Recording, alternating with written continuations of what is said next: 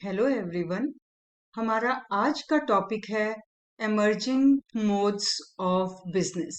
ये हमारा lesson number 5 है और इसमें अगर आप सबसे पहले इस चैप्टर का मीनिंग समझने की कोशिश करो कि बिजनेस के जो मोड्स नए आ रहे हैं, means how now the business is taking place, कौन कौन से तरीके से मोड्स मींस वेज कि बिजनेस करने के अब कौन कौन से नए मीन्स हैं, कौन कौन से नए मोड्स अपने एग्जिस्टेंस में आ रहे हैं, मर्ज कर रहे हैं।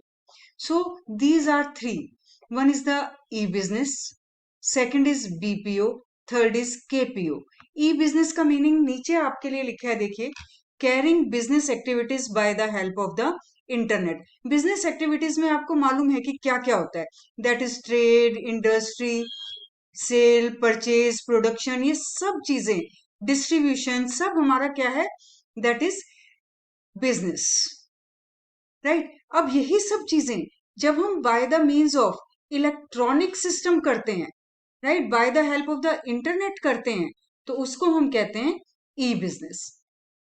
और दूसरा हमारा हो जाता है that is BPO. What is BPO? BPO अगले हमारे टॉपिक हैं, that is business process outsourcing, outsourcing. और इसी तरह से केपी हमारा हो जाता है knowledge process,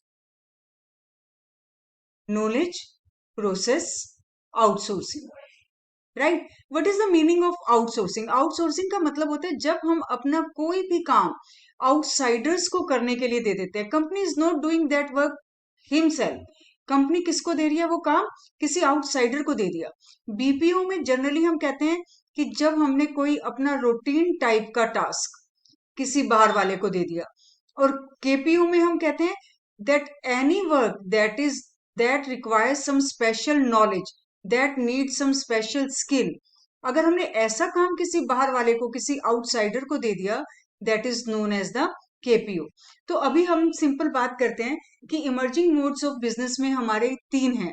first is E business, second is BPO and third is KPO. तो अब सबसे पहले जो हमें कंसंट्रेट करना है वो करना है हमें ई बिजनेस पे।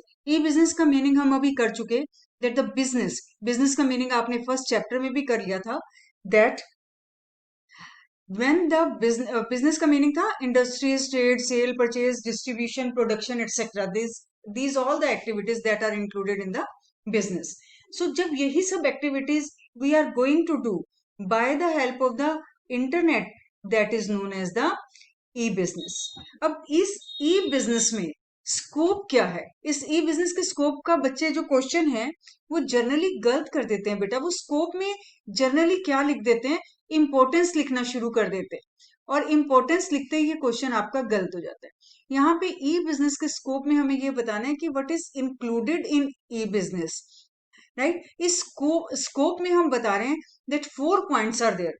One is B to B, इसका मीनिंग होता है business to business, means when the two businessmen are interacting with each other, that is the part of B2B. और बात करें अब सेकंड पॉइंट की, what is B2C? It is the communication between businessman and to customer,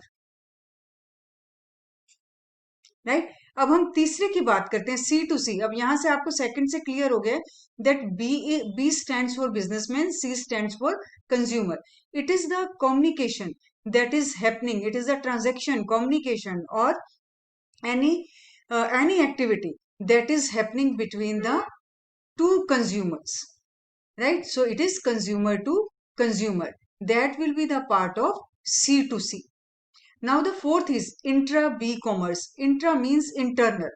When anything is happening within the internal environment of the organization, means the persons who are internals. Internals कौन कौन से होते हैं हमारे? Employees, they are the suppliers, they are related with the organization, departments.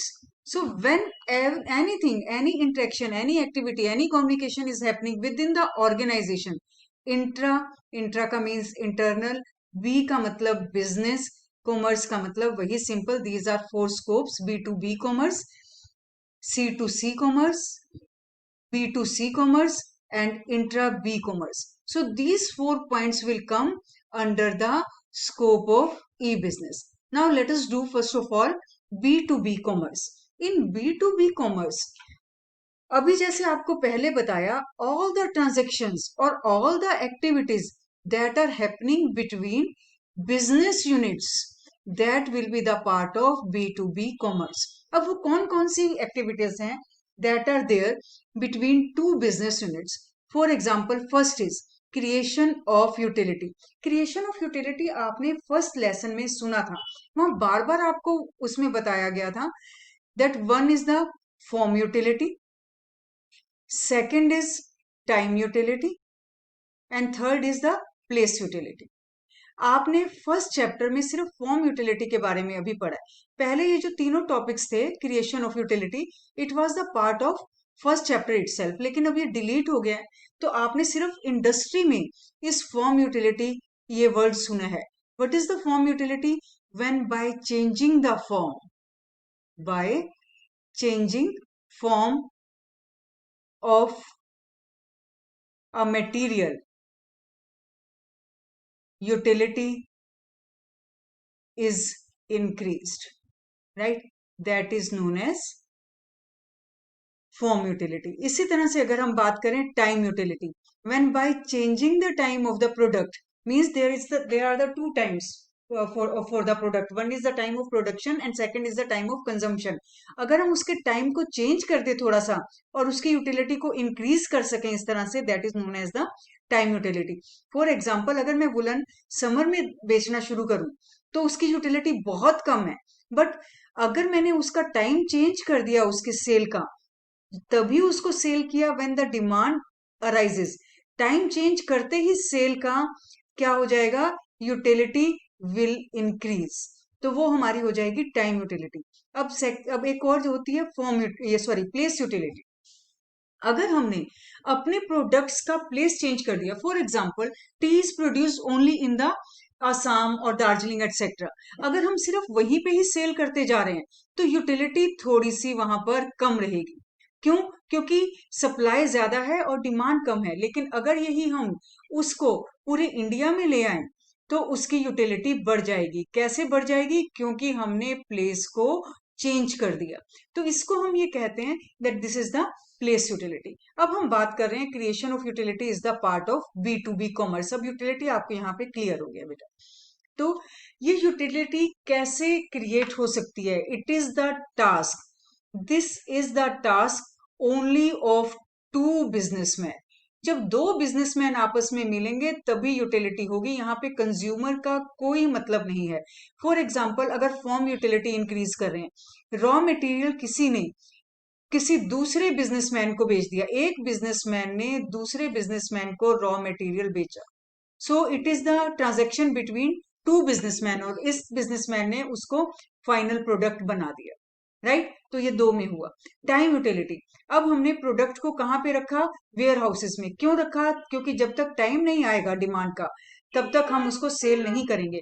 तो इसका मतलब producer ने किसी बिजनेसमैन को ही सर्विस प्रोवाइड करने के लिए कांटेक्ट किया, because warehousing is a service.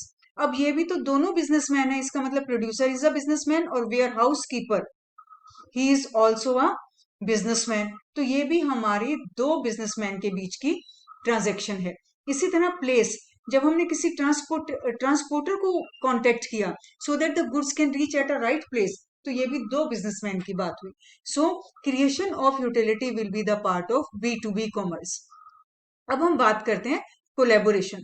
Collaboration is simple, very simple. It is the joint ventures, right? और ज्वाइंट वेंचर तो आप समझते हो that it is the two businessman, they are coming together, they come together and that becomes the joint venture, or that becomes the collaboration. So it is a transaction between two businessmen. Now the negotiation in the simple words, it is known as bargaining, जो हम करते हैं किसी businessman से. But if a businessman, जब दो businessman आपस में bargaining करते हैं, right, they set some prices, that is known as negotiation. तो ये भी दो बिजनेसमैन के आपस की बात है जिसको हम B2B कॉमर्स में इंक्लूड करेंगे, राइट? तो अब ये हो गया हमारा B2B कॉमर्स, जिसमें हमने 3 एग्जांपल ले लिए. One is the creation of utility, second is collaboration, and the third is negotiation. अब हम बात करते हैं नेक्स्ट पॉइंट की. Next is B2C. As you know now that B2C मतलब बिजनेसमैन टू कंज्यूमर. तो यहां पे अब ट्रांजैक्शन और activities that is between businessman and customer. एक चीज और आपको बेटा शुरू में ही बता दिया जाए, क्योंकि आगे पॉइंट्स उसमें आ जाएंगे. जब एक बिजनेसमैन किसी कंज्यूमर से अपना ट्रांजैक्शन करता है, अपनी कम्युनिकेशन करता है, उससे अपने आप C2 भी क्रिएट होने लगता है. क्योंकि अगर बिजनेसमैन किसी कंज्यूमर को कांटेक्ट नहीं करेगा, उसके साथ इंटरेक्शन नहीं करेगा, उसको स्कोप नहीं देगा बातचीत का, तो एक कस्टमर कभी भी बिजनेसमैन से बातचीत नहीं कर पाएगा.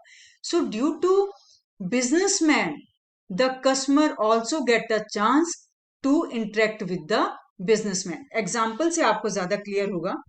First point is selling and distribution of goods and services. ये तो सिंपल B2C है बेटा. बिजनेसमैन ने गुड्स और सर्विसेज को कस्टमर तक पहुंचाया, राइट? बिकॉज अब goods are of no use if they are with the businessman only. उनका यूज तभी है अगर वो कस्टमर तक पहुंचे. तो ये पॉइंट है B2C का. After sale services, businessman sold the goods to customer, और उसके बाद ये प्रॉब्लम है कि क्या वो गुड्स ठीक हैं, कस्टमर को कोई प्रॉब्लम तो नहीं आ रही, उसकी फिटिंग्स करनी है, उसकी बाद में रिपेयर करनी है. सो this is the part of after sale service. अब हम थर्ड बात करते हैं प्रमोशनल एक्टिविटीज. ये भी जो पॉइंट है इट इज B2C. बिजनेसमैन ने प्रमोशनल एक्टिविटीज की, उसने एडवर्टीजमेंट किया. एडवर्टीजमेंट क्या है? Advertisement so that the customers can know what is about the new product, what is the technology that is used, what are the new schemes that a businessman is going to launch. So how he will tell it, what are these promotional techniques? This is only B2C, means the businessman is telling to the customers that these are the things that I am going to render to you, I am providing you. So that is only B2C. अब देखो बेटा, what is lodging complaints by the customer. अब customer ने, businessman ने after sale services provide की. अब customers को कोई प्रॉब्लम आ रही है, they want to tell that I am in problem, my goods need some repair. तो वो क्या है, अगर उसने रिपेयर के बारे में बताया, repair is C2B, lodging the complaint. अगर उसने, कस्टमर ने बिजनेस मैन को कन्वे किया that I am facing some problem, that is C2B.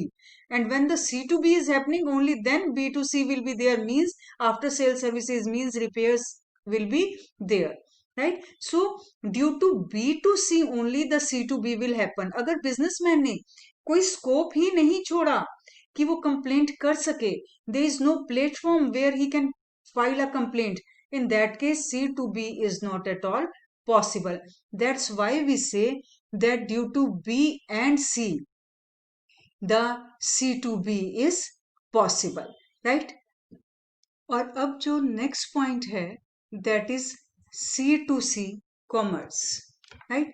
C2C commerce means, अब आप समझ गए, that is the transaction or activities happening between two customers, means one customer is interacting with the second customer.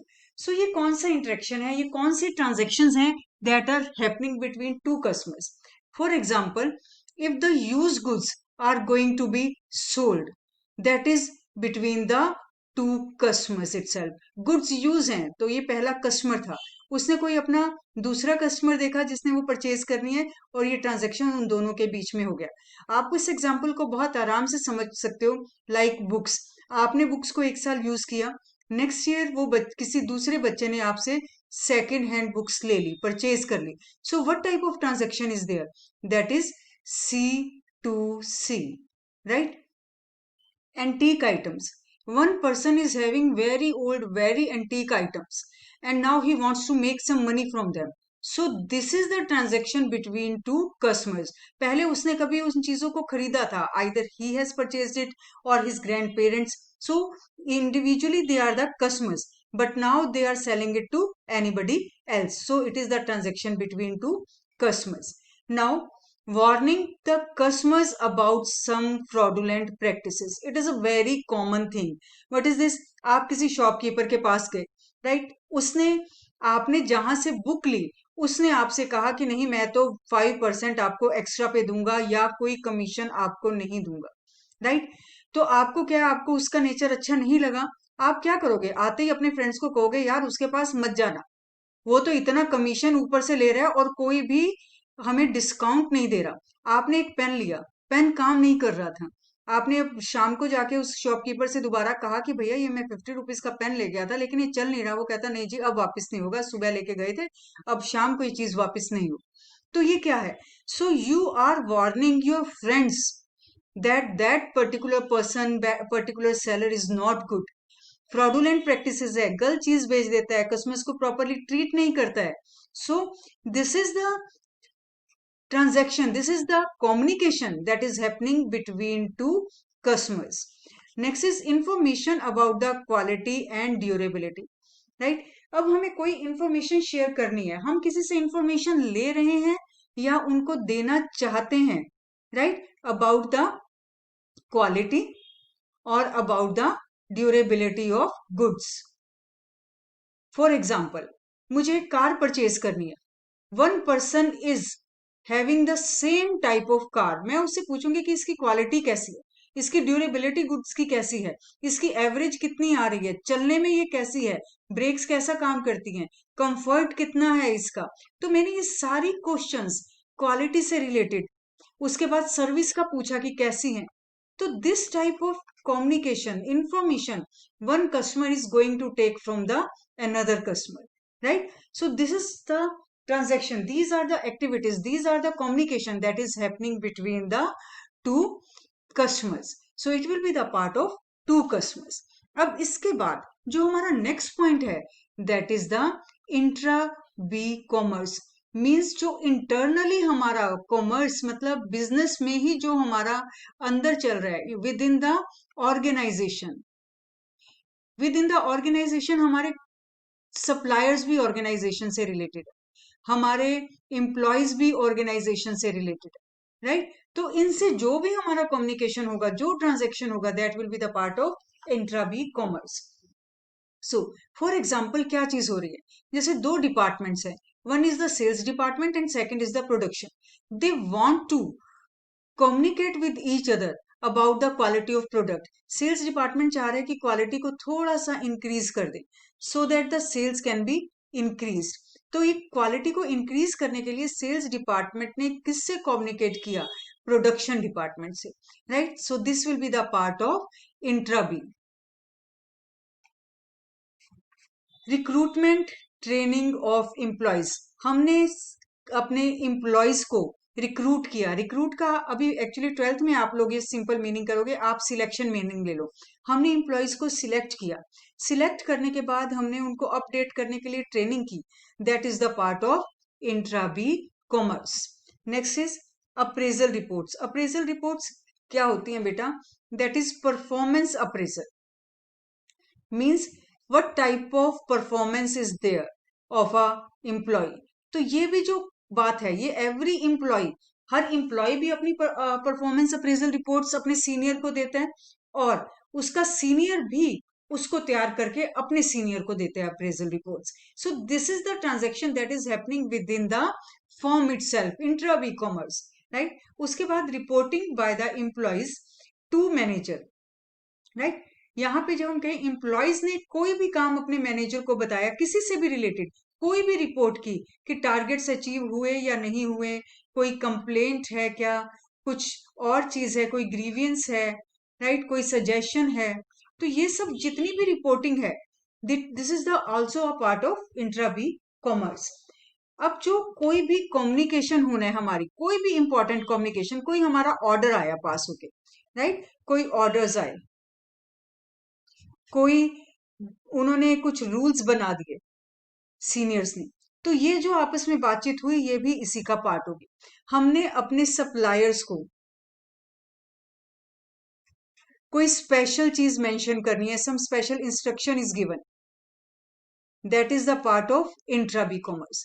तो हम चाहे अपने supplier से interact करें, हम अपने एम्प्लॉय से इंटरेक्ट करें, all these are the part of the intra B commerce. तो अब हमने यहाँ पे ये 4 पॉइंट्स आपस में कर लिए हैं इसके स्कोप के अंदर।